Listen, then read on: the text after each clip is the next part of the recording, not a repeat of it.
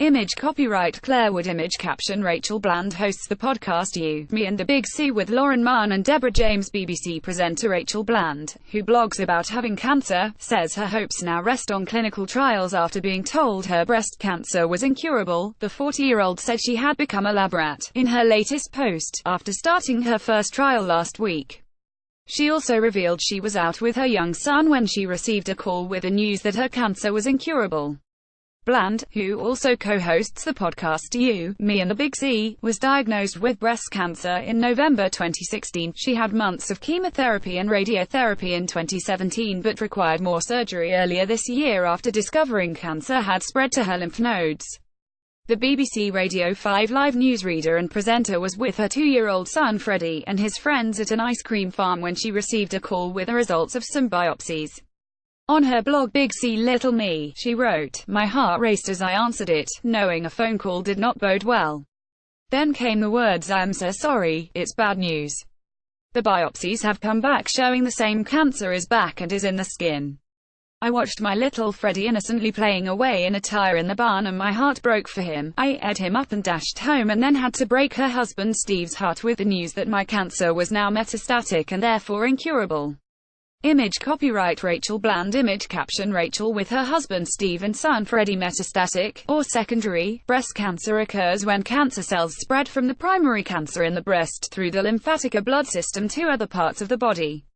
Olympic medal-winning sprinter Catherine Merry, 4-time Olympic rowing champion Matthew Pinsent, and fellow BBC presenter Victoria Derbyshire, who has previously spoken about having treatment for breast cancer, were among those to send their support to Bland on social media. Other people who have followed her progress since she started writing about her cancer diagnosis responded by saying what an inspiration she had been to them. One Twitter follower, Tom Millen, said, "I couldn't be more gutted for someone I've never met. May you continue to inspire others as you do me." Another, Tamsin Edwards, who is also living with cancer, said, "Your podcast has helped me more than I can say. Fears about chemo, how to think about the future, effects on partners and the ways cancer affects other people than me. We're all in the waiting game. I'm so sorry for your results and wish you well." Her husband, Steve Bland, said, "I hate that she has to write this so much, but I'm so very proud that she did." Skip Twitter post by @SteelyManda. "I am unbelievably gutted for you, Rachel, and your lovely husband and son. The podcast has been such a friend to me since my diagnosis and I am so heartbroken at the unfairness of this for you. I'm sure you don't feel it right now, but you are so brave. I will pray for you. Heart, Amanda Steele @SteelyManda. May 20, 2018. End of Twitter post by @SteelyManda. Skip Twitter post by @NickC200. I have read your story from the start and am sorry to read this post, but you have every hope and good wish I can offer. Trials are the breakthroughs of the future, so I hope this world class team's work hits the jackpot for you. XX. Louise NickC @NickC200. May 20, 2018. End of Twitter post by @NickC200. Bland told the BBC she had been absolutely overwhelmed by all the wonderful messages, adding that whatever happens, I feel like I have such amazing support from everyone. After going through a strict screening process, Bland started immunotherapy, which works by harnessing the immune system to destroy cancer cells, at the Christie Hospital in Manchester last Wednesday.